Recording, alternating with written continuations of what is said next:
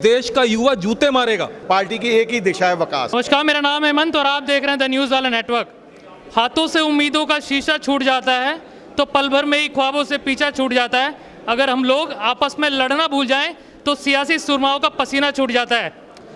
ये जो शायरी मैंने आपको सुनाई है ये इन्हीं के साथ ही रहे एक रैली को संबोधित करते हुए कुमार विश्वास ने सुनाई थी। इस पर भी हम बात करेंगे। पीछे लेकर चलते हैं आपको उस जन आंदोलन तक, अन्ना हजारे के आंदोलन तक, जो इंडिया अगेंस्ट करप्शन से स्टार्ट हुआ था, लोकपाल आंदोलन तक। उस पर भी हम सवाल पूछेंगे इनसे, विधानसभाओं पर भी सवाल पूछेंगे, लेकिन जो रणनीति है इनकी उत्तराखंड में लड़ने की, उस पर सबसे पहले सवाल। स्वागत आप सभी का, आम आदमी पार्टी के कार्यकर्ता, स्वागत आप सभी का द न्यूज़ वाला नेटवर्क में। सर, शुभ नाम बताइए।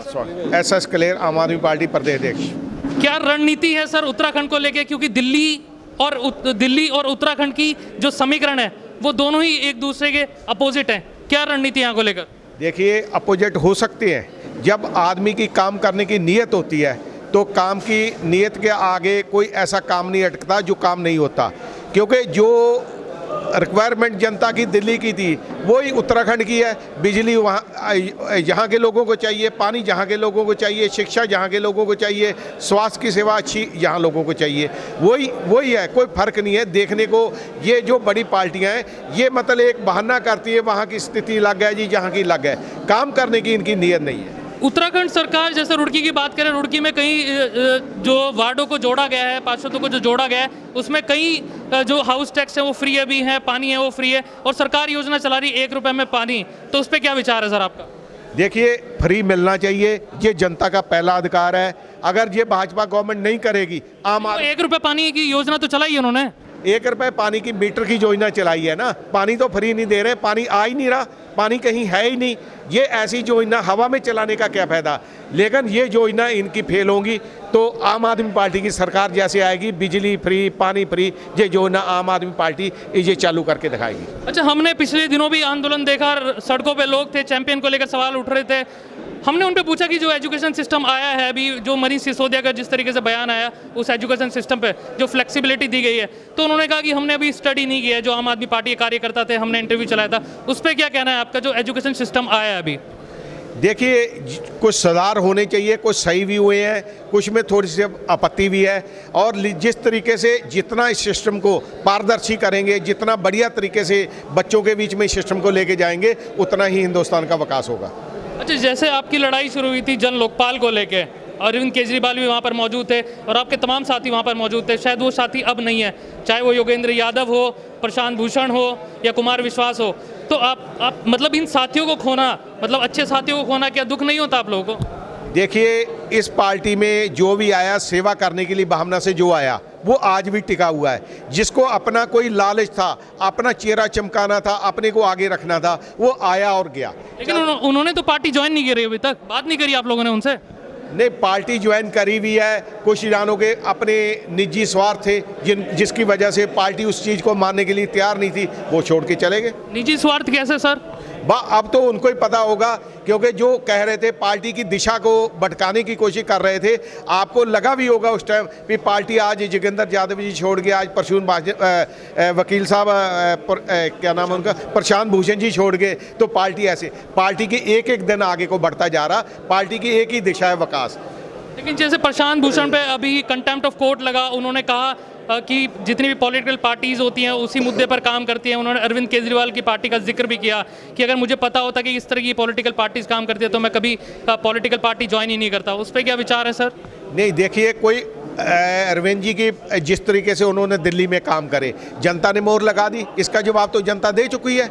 आप किसी को भी अपने हिसाब से पार्टी को चलाना है तो वो उसका अपना सोचना हो सकता। पार्टी कभी भी एक आदमी के हिसाब से नहीं चलती। जैसे आपने कहा जनता ने उस पर मोहर लगाई, तो मनीष सिसोदिया जिस सीट से लड़ रहे थे उस समय सचिवालय में उन पर भी आरोप लगे करप्शन के, अगर आप याद हो तो वो बहुत कम मार्जिन से जीते।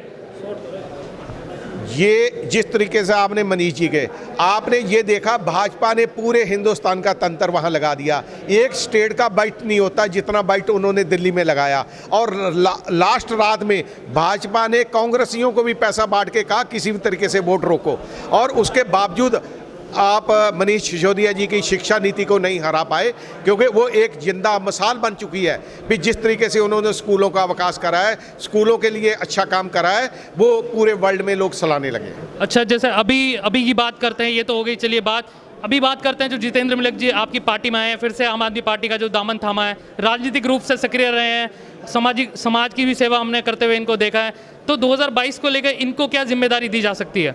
देखिए, इस पार्टी में सबसे पहले यही तो है, कहीं से कोई पैराशूट से नहीं उतरता। जो काम करता है, इनका जो काम देखेगी पार्टी, उसके आधार पे इनकी जिम्मेदारी तय करेगी। वो ये मेरे जितेंद्र भाई को बिल्कुल अच्छी तरह पता है। पार्टी आने वाले समय में जो पुराने सिपाही हैं उनको ही आगे लेके आएगी। इस पार्टी में कोई भी बाहर से पैराशूट से नहीं उतरने वाला 2022 में, मैं ये गारंटी से कहता हूँ। चलिए, बहुत बहुत शुक्रिया। जितेंद्र मलिक जी से सवाल पूछे जाएंगे। सर, क्या विचार अच्छे लगे आम आदमी पार्टी में कि आम आदमी पार्टी ही? मैं तो मूलतः आम आदमी पार्टी की विचारधारा से ही हूँ। मैंने तो अन्ना आंदोलन से शुरुआत करके पार्टी में ही रहा हूँ, तो पार्टी के तो विचारधारा के हम लोग जो हैं पहले से ही समर्थक रहे हैं। समर्थक क्या, कट्टर समर्थक रहे हैं। बीच में कुछ बातें हो गई थी तो थोड़ा सा मैंने बदलाव किया था, लेकिन ये आम आदमी पार्टी में आना तो मेरे लिए घर वापसी जैसा है।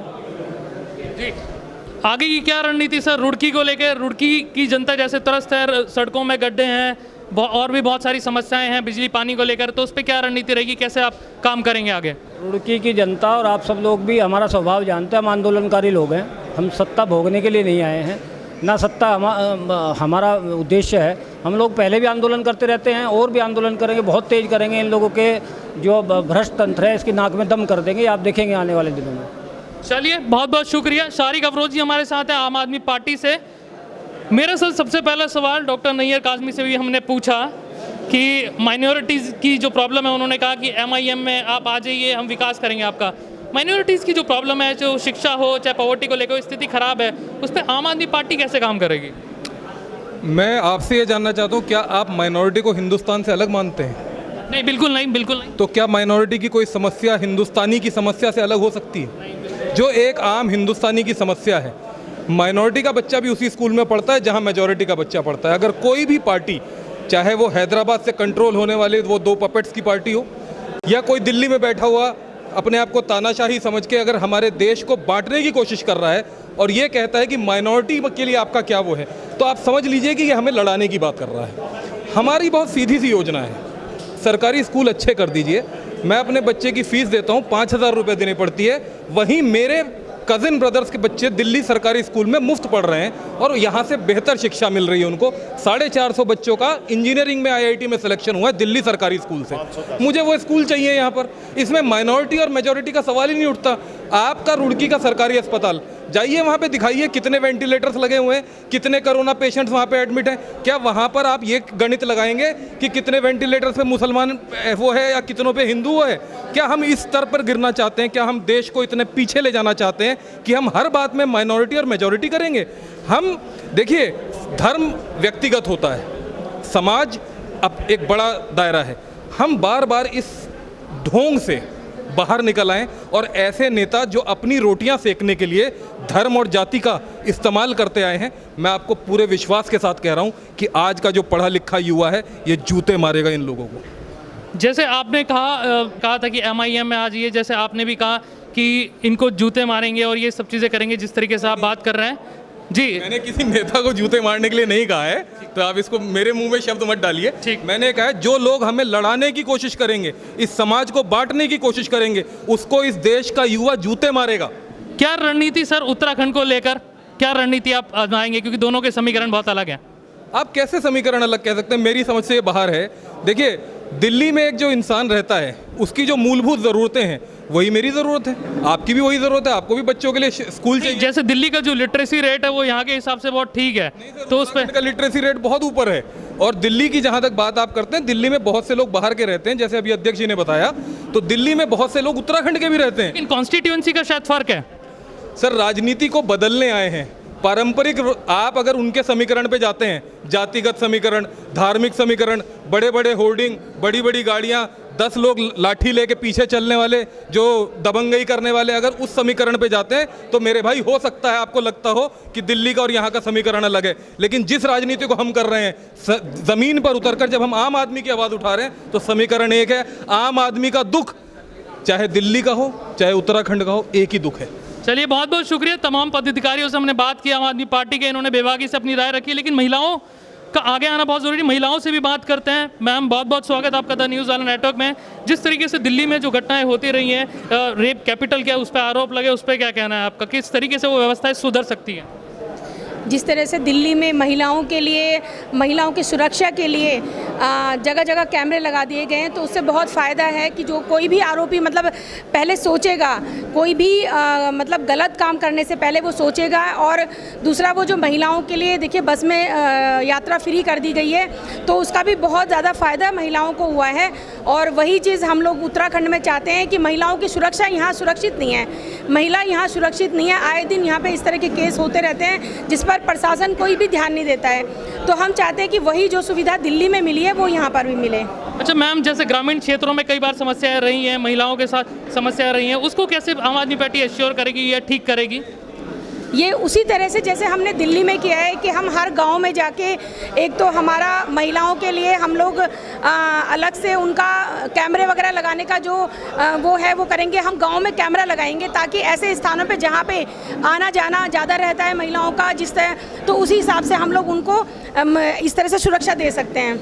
चलिए, बहुत बहुत शुक्रिया। तमाम पदाधिकारियों ने अपनी राय रखी। शिक्षा को लेकर बहुत सजग, बिजली पानी को लेकर बहुत सजग, साफ तौर पर कहा कि ज़मीनी स्तर पर काम करने की बहुत ज़्यादा ज़रूरत है। हॉस्पिटलों को लेकर बहुत सजग। दिल्ली मॉडल की बात की कि दिल्ली के जो सरकारी स्कूल्स हैं वो बहुत अच्छे तरीके से ठीक कर दिए, प्राइवेट स्कूलों के बच्चे अब सरकारी स्कूल में पढ़ रहे हैं। लेकिन ये तो देखने वाली बात होगी 2022 में, जब ज़मीनी स्तर पर आम आदमी पार्टी जब चुनाव लड़ेगी। अगर ये वीडियो आप हमारे फेसबुक पेज पर देख रहे हैं, लाइक करें, फॉलो करें और शेयर करें, और यूट्यूब चैनल पर देख रहे हैं तो चैनल को सब्सक्राइब करें। कैमरामैन शिवम के साथ द न्यूज़ वाला नेटवर्क, शुक्रिया।